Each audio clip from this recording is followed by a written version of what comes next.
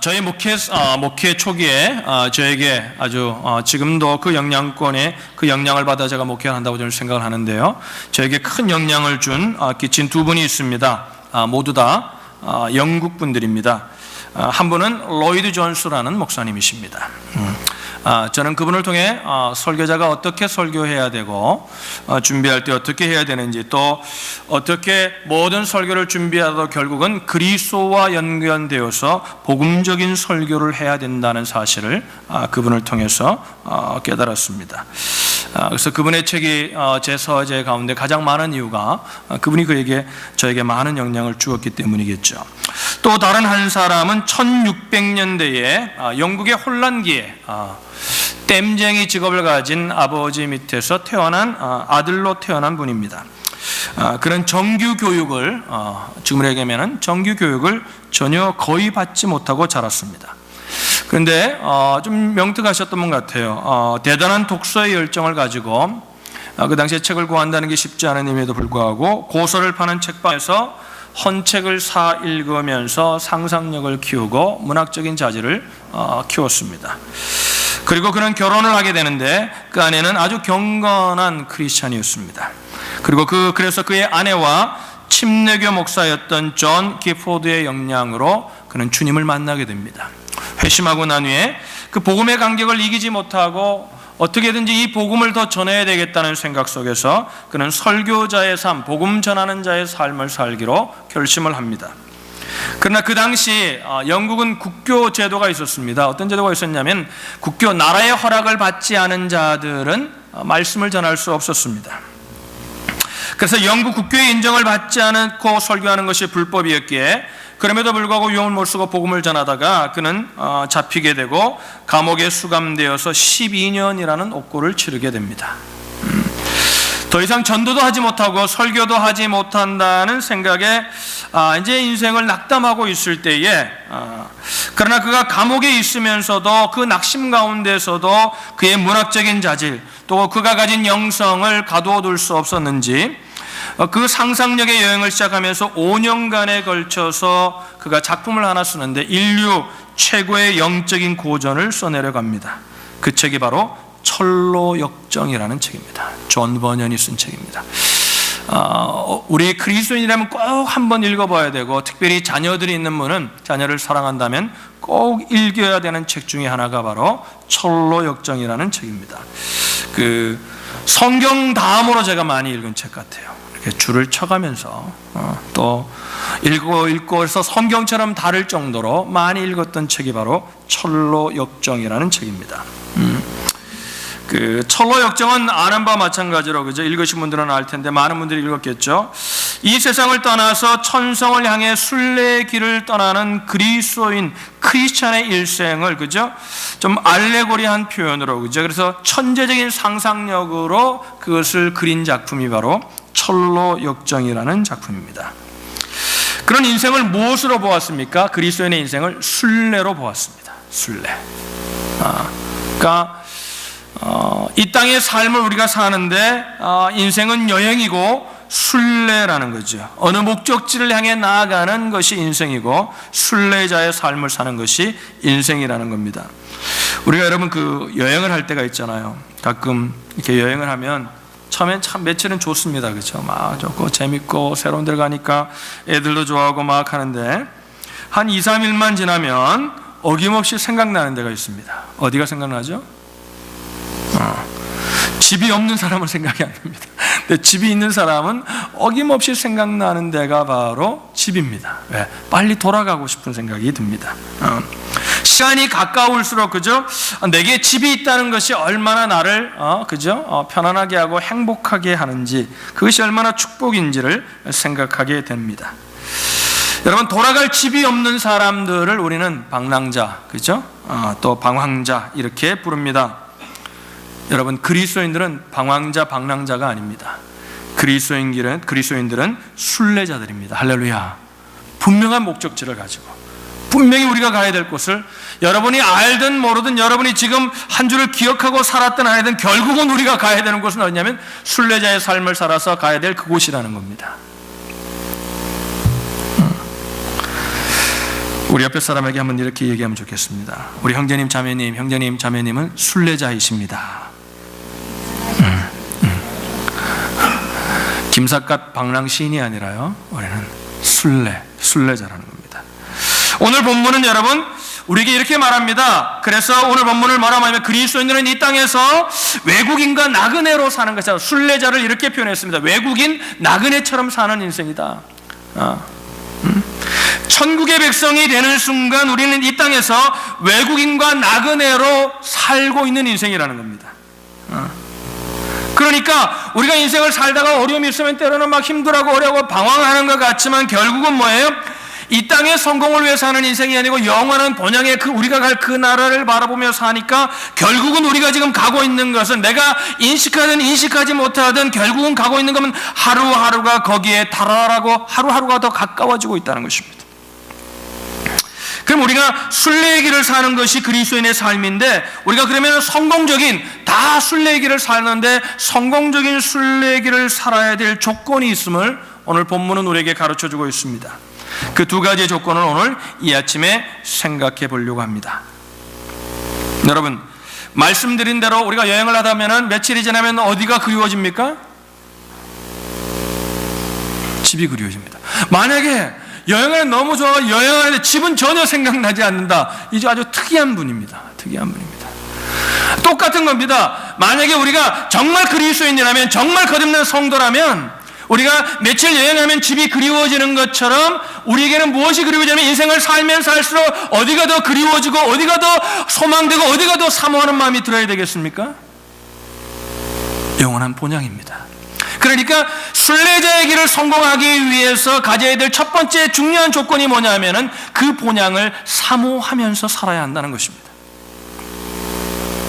여러분, 히브리서 11장에 등장하는 믿음의 선진들이 바라본 궁극적인 집은 어디였습니까? 15절 16절을 다시 보시면 눈으로 보시길 바랍니다. 15절 16절에 이렇게 말합니다. 그들이 나온 바 본향을 생각하였다면 돌아갈 기회가 있었으려니와 그들이 이제는 더 나은 본향, 옛날에 살던 그 집이 아니라 더 나은 본향을 사모하니 곧 하늘에 있는 것이라.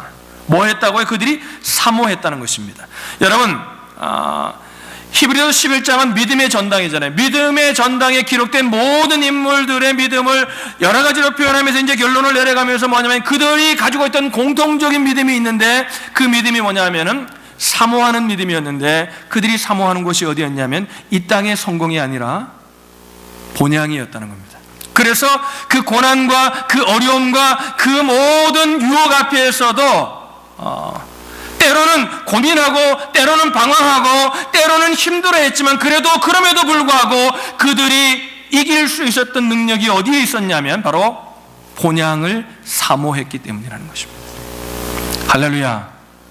오늘날 여러분, 이런 본향에 관한 얘기를 하면 타계 신앙이라고 좀 이렇게 천박한 믿음을 가진 것처럼 올바른 믿음을 가지지 않은 것처럼 생각하는 그런 풍조가 교회 안에 만연하고 있습니다. 물론 여러분, 성경적인 천국과는 하나님의 나라, 하나님의 다스림입니다. 그러니까 그 하나님의 다스림은 우리가 죽어서만 가는, 주님이 재림하셔서 우리가 올라가는 그 나라만 가는 것이 아니라 오늘날에도 보면 우리가 예수를 믿는 순간 우리는 하나님의 나라 속에, 하나님의 다스림 속에 있는 거죠. 맞습니다. 맞는 얘기입니다. 우리는 그것을 잊지 말고 살아야 합니다. 그러나 그렇다고 해서 완성된 천국으로서의 궁극적인 본향을 주님께서 예비하셨다는 이 위대한 성경의 약속을 잊어버려서는 안 된다는 것입니다. 오늘날 우리가 살아가면서 하나님의 다스림 속에서 때로는 우리가 힘들었는데 하나님의 말씀과 성령의 도우심을 입어서 우리가 그것을 승리할 때 우리가 기쁨을 맛봅니다. 살아계신 하나님의 다스림을 경험합니다. 천국을 경험하는 것입니다. 그러나 그것은 완성된 천국은 아니라는 것입니다. 진정한 완성된 천국은 우리가 하늘나라에 갈 때, 우리가 죽어서든지 아니면 살아생전에 주님이 오셔서 우리가 본향에 갈 때 완성되는 나라라는 것입니다. 할렐루야. 그러니까 보세요.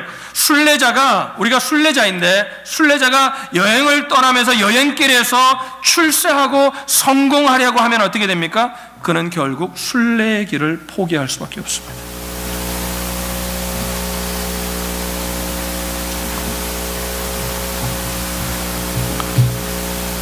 순례의 길 가운데 우리의 삶이 있는 것이지 그 자체 성공과 실패 그 속에 우리 인생이 무엇이 되는 것은 아니라는 것입니다. 성경이 가르쳐주는 진리는 그것입니다.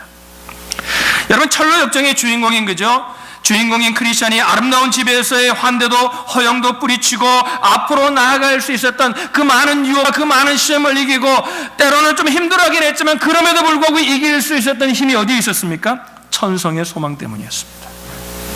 할렐루야. 여러분 기억하십시오. 이걸 영원한 번향을 사모해야 합니다. 그러면 가장 아멘이 많이 나오는 데가 어디냐면요, 노인대학입니다.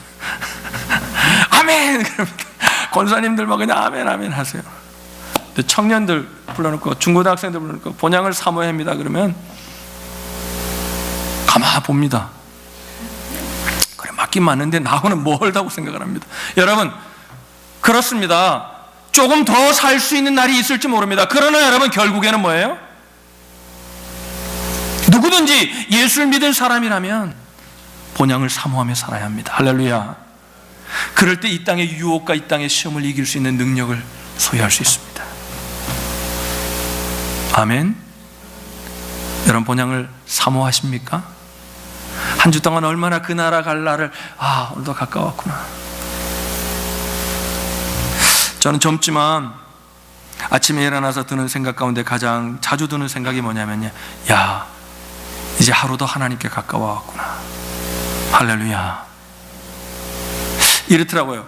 이게 본향을 사모하면요, 막 어려움이 있어요. 막 시험이 있는데요, 그 본향을 사모하는 순간에 뭐가 되냐면요, 그 시험이 그렇게 별게 아니라는 걸 생각을 하게 돼요.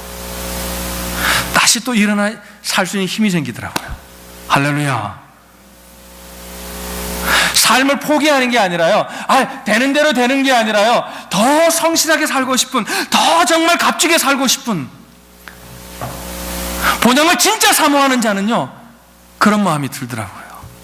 할렐루야.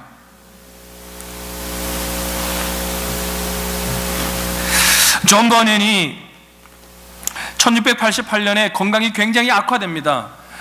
자기 몸을 돌보지 않고 복음을 전하고 주의 나라를 위해 헌신하다가 온 힘을 다해 전도를 계속하던 철로 역정에 젖어있던 존 버년은 1688년 8월에 병이 들어서 마지막 설교를 하고 폐렴과 고열로 쓰러져서 혼수 상태로 한 열흘간을 지내게 됩니다. 성도들이 모여서 기도를 하고 그를 지극정성으로 간호하지만 깨어나지 않습니다. 그런데 한 열흘이 지난 후에 잠깐 눈을 뜹니다. 잠깐 눈을 뜨니까 빙그레 미소를 짓습니다. 그러니까 성도들이 이제 눈을 뜨니까 목사님 뭐가 필요하냐고, What do you need? 묻습니다. 그러니까 빙그레 미소를 짓더니 철로 역정에 젖은 존 버년이 이렇게 말했습니다. 됐습니다. 이제 저의 치유보다 주님의 집에 가도록 기도해 주세요. 그리고는 이렇게 덧붙여 이야기했다고 합니다. 형제 여러분, 주님과 함께 있는 것이 제게는 더 좋은 것입니다. 그리고 잠시 후 새벽빛을 향해, 이제 새벽에 동이 막 트는데 새벽빛을 향해 두 손을 들더니 마지막 말을 남겼습니다. 주님, 저를 받아주세요. 그리고 눈을 감고 영원한 번향에 앉으시겠습니다. 할렐루야. 제가 목회하면서요, 이제 돌아가시는 장면들을 우리가 이렇게 임종 예배를 드리는 적이 많잖아요, 목회자들은. 어떤 분은요, 이제 의사가 오늘을 못 넘긴다 그러면 가서 이제 임종 예배를 드립니다. 어떤 분은 의식이 있기도 하고 어떤 분은 의식이 없는 분들. 그런데 여러분, 사람이 마지막까지 의학적으로 마지막까지 열려 있는 게 귀라고 그럽니다. 그래서 의식이 없는 분이 이렇게 손을 잡고요, 목회자에게 손을 잡습니다. 손을 잡고 집사님이면 집사님, 아니면 권사님, 장로님, 제 말에 아멘이시면은 이렇게 손에 좀 힘을 주세요. 그러면요, 이제 마지막으로 임종 예배일 때 뭘 얘기를 하겠어요? 이제 장로님이면 장로님, 이제 이 삶을 이제 끝내고 이제 그토록 소망하던 하늘나라에 이제 가셔야 합니다. 그리고 주님이 길이요 진리요 생명이라고 했는데 이제 주님을 믿었으니까 그 길로 우리가 갈 수 있습니다. 그 번향을 사모하시고 이제 인생을 내려놓으십시오. 그러면요, 어떤 분은 의식이 없는 가운데도 아멘 손을 잡는 분들이 있습니다. 근데 어떤 분들은 의식이 있는데도요, 안 가려고 하는 분들이 있어요. 나를 위해 좀 더 기도해 달라는 거예요. 지금 가서는 안 된다는 거예요. 물론 안타까운 가족들의 여러 가지 생각에서 알지만 여러분, 정말 번향을 사모하면요, 하나님 손에 맡기고 우리가 주님 나라 갈 때 아멘하고 갈 수 있어야 합니다. 할렐루야. 근데 정말 살아계시다는 걸 마지막 순간에 많이 목회자는 보는데, 그 어떤 거냐면요, 그렇게 고통 가운데 그 암 때문에 마지막 몰핀을 맞고 그 고통 가운데 그 아픔 가운데 정말 힘들어가지고 막 힘들어하는데요, 마지막 임종 예배를 드리고 찬양을 하는데요, 할렐루야. 그리고 정말 천사의 얼굴처럼 얼굴이 변하는 거예요. 갑자기 그 마지막 순간에 뭘 보는 것 같아요. 제가 성경에 나와있지만 잘 모르지만 제 경험으로는 이게 정말 하늘나라를 사모하는 자들의 마지막 모습이 아닐까 생각합니다. 할렐루야. 순례자는 마지막을 사모하고 그 하늘나라를 사모해야만이 올바른 순례의 길을 걸어갈 수 있다는 것입니다. 두 번째, 우리가 성공하기 위해서, 순례길을 성공하기 위해서 우리가 기억할 것이 있습니다. 제가 아내하고 차를 타고 가는데 아내가 어느 날 이렇게 저에게 얘기하더라고요. 여보, 이제는 정말 내비게이션 없이는 살 수 없는 시대가 되었어요. 맞는 것 같아요. 정말 특히 처음 가는 길이라든지 어떤 모르는 곳을 가면 내비게이션이 얼마나 요긴하게 사용되는지 모릅니다. 그전엔 이거 없이 어떻게 살았나 싶을 정도로, 제가 옛날에 한국에 운행하고 이럴 때는 누가 신방가면요, 지도 사가지고 지도로 보고 막, 그리고 한국은 또 이렇게 잘 되어 있지 않잖아요. 그래가지고 참 고생했던 기억들이 많이 납니다. 근데 요즘은 얼마나 편합니까? 내비게이션만 있으면 그냥 그 자리로 데려다 주잖아요. 그런데 여러분, 어떨 때는 내비게이션이 업데이트 되지 않으면 정확하지 않을 때가 있더라는 거예요. 어떨 때는 이상한 데 가가지고 계속 돌아요. 여러분, 내비게이션 이제 살 필요가 없더라고요. 그래가지고 막 저 있는 내비게이션도 한 몇 년, 4, 5년 되니까 잘 안 돼. 어디 갔는데 계속 도는 거예요. 제자리만 계속 도는 거예요. 이거 어떻게 나가나? 그랬더니 구글 맵을 했더니 그냥 바로 한 번에 빠져나가더라고요. 그래서 제가 요즘 할 때는 내비게이션 잘 안 가지고 다니면, 웬만하면 이제 구글 맵으로, 스마트폰이 있으니까 구글 맵은 계속 업데이트가 되는 것 같아요. 여러분, 영혼의 길을 순례하는 성도들에게도 내비게이션이 필요하다는 것입니다. 그 내비게이션이 뭡니까? 말씀입니다. 할렐루야. 여러분, 얼마나 말씀을 읽고 말씀을 가까이 하십니까? 이것 없이는 여러분, 올바른 인생, 올바른 순례자의 삶을 살 수가 없습니다. 전 세계에 흩어진 복음주의 그리스도인들, 우리가 복음주의 교회인가 아닌가를 갈라놓는 아주 기준점이 하나 있습니다. 그 중요한 기준점 중에, 여러 가지 기준점 중에 중요한 기준이 하나가 뭐냐면, 이 성경을 오류가 없는 하나님의 말씀으로 믿느냐는 겁니다. 여러분, 물론 우리도 그건 압니다. 번역상에 조금 잘못된 번역이 있지만, 그러나 우리가 오류가 없다는 건요, 무슨 말이냐면 점 하나 토시 하나 오류가 없다, 이런 의미가 아니라 그 번역에 조금 의역을 하고 조금 번역이 잘못되어 있을 수도 있다 할지라도 뭐예요? 하나님의 말씀, 하나님의 뜻을 이해하는 데는 정확무하다고 믿는 거예요. 할렐루야.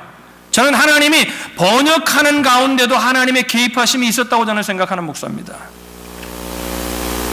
그러면 보세요. 우리 인생, 우리가 순례자의 길을 사는데 이 말씀 없이 어떻게 순례자의 길을 걸어가겠냐는 겁니다. 그러니까 다 말씀을 가지고 있는데 순례자의 길을 걸어가는 사람은 어떻게 해요? 이 말씀을 믿어야 되는 거죠.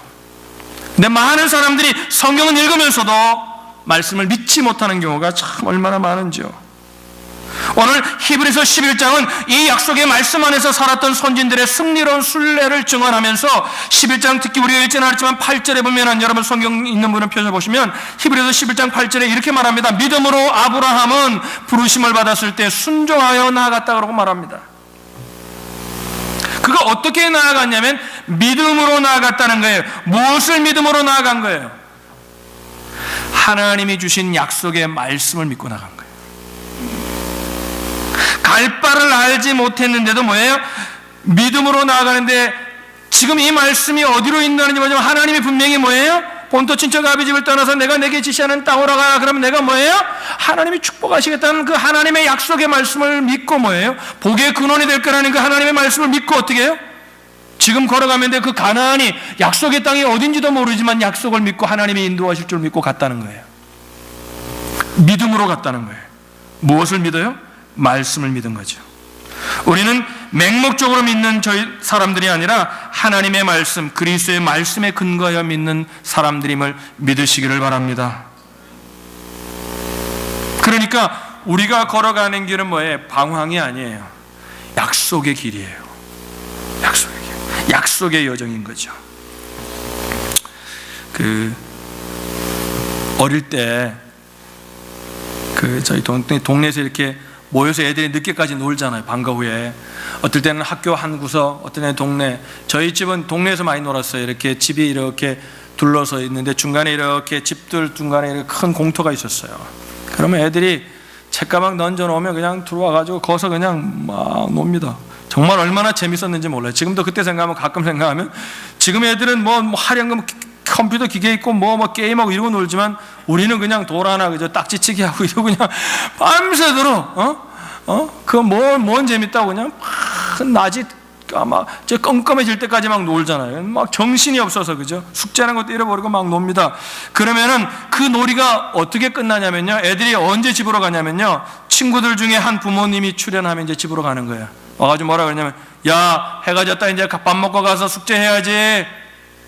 그러면 이제 애들이 막 가요. 그런데 해가 졌다, 밥 먹고 이제 숙제해야지. 그러면 그때마다 그 친구 중에, 우리 같이 놀던 친구 중에 하나가요, 아주 싫어하는 친구가 있었어요.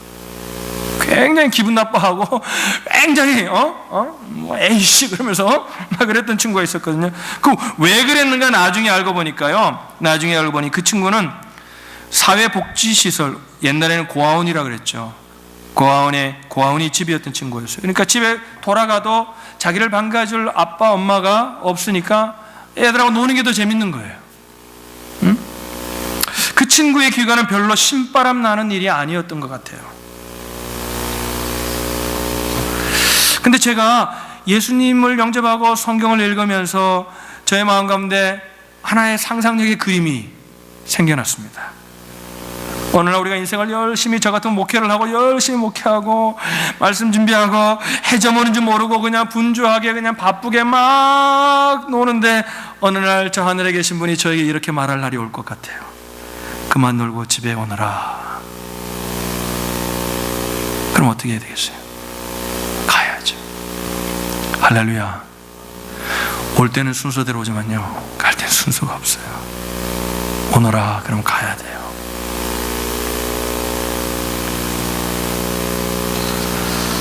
하나님의 말씀을 따라 내가 순례자의 삶을 산다는 생각을 잊지 않고 산 사람은 주님이 오너라 그러면 아멘, 부족하지만 그래도 열심히 살았으니까 아멘 하고 갈 겁니다.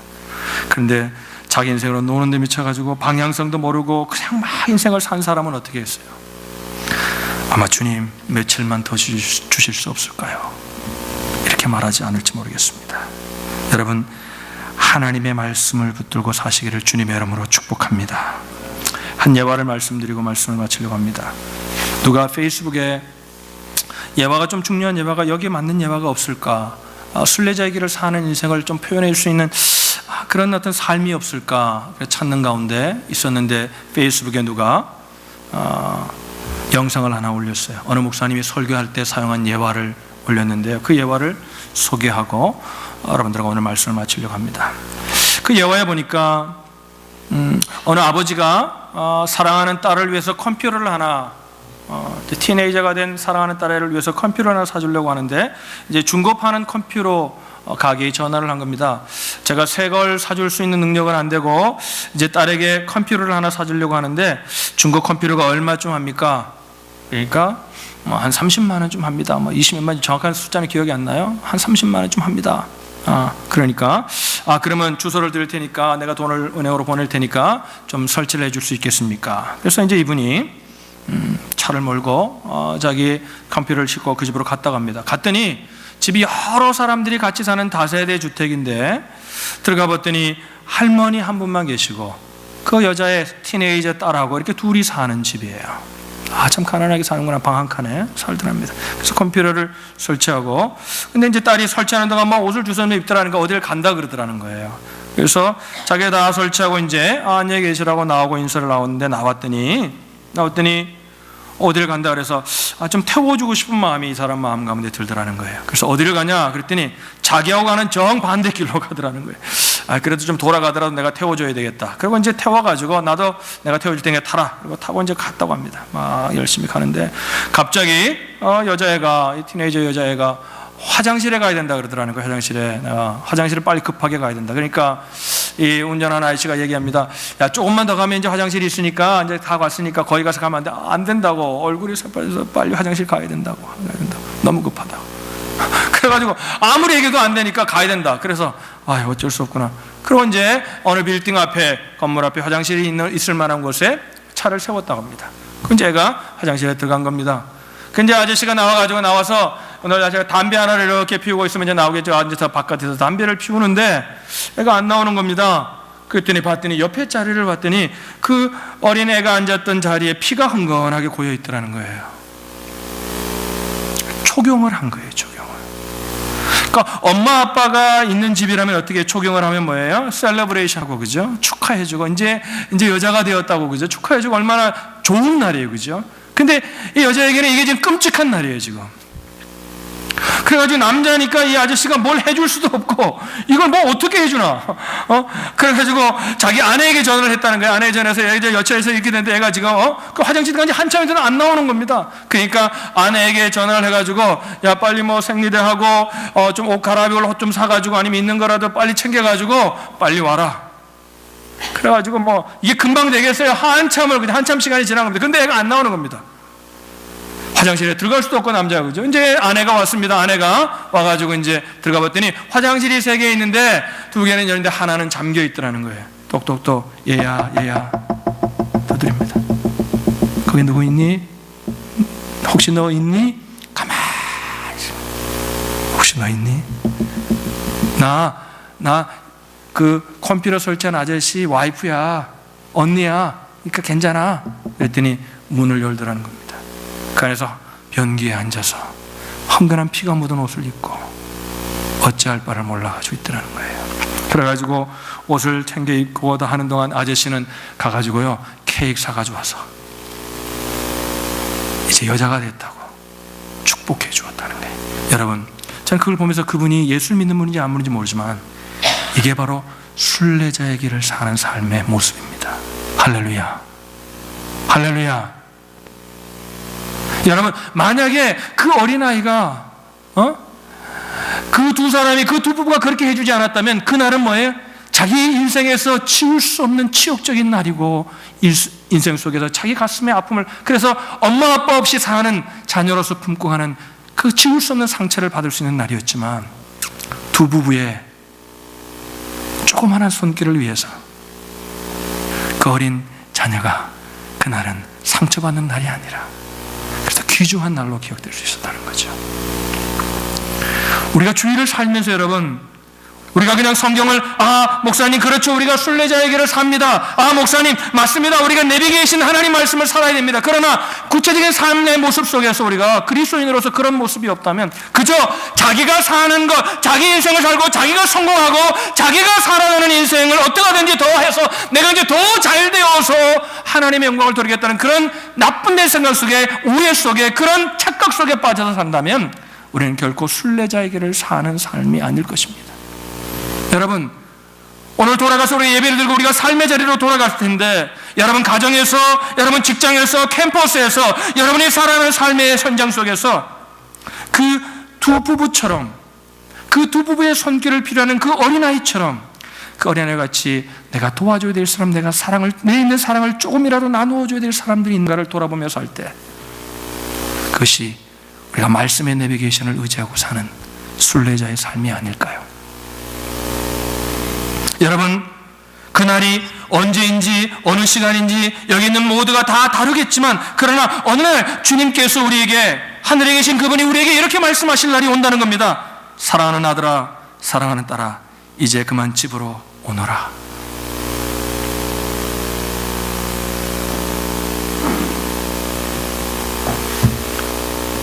본향을 사모하며 내비게이션인 하나님의 말씀을 붙들고 산 인생들은 완전하진 않지만 주님의 음성이 들릴 때, 주님 내가 여기 있습니다, 이렇게 말할 수 있을 것입니다.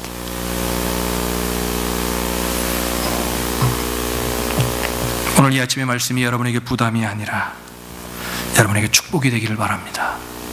그래서 우리 주위를 돌아보십시다. 가정에도 내 손이 필요한 자가 있을 수 있습니다. 직장에도, 캠퍼스에도. 그럴 때 여러분, 그들의 사랑을 치료해 줄 때 내 속에 있는 상처도 치유될 것입니다. 주님이 치유하실 것입니다. 여러분 어려운 가운데 이런 은혜가 있기를 주님의 이름으로 축복합니다. 기도하겠습니다.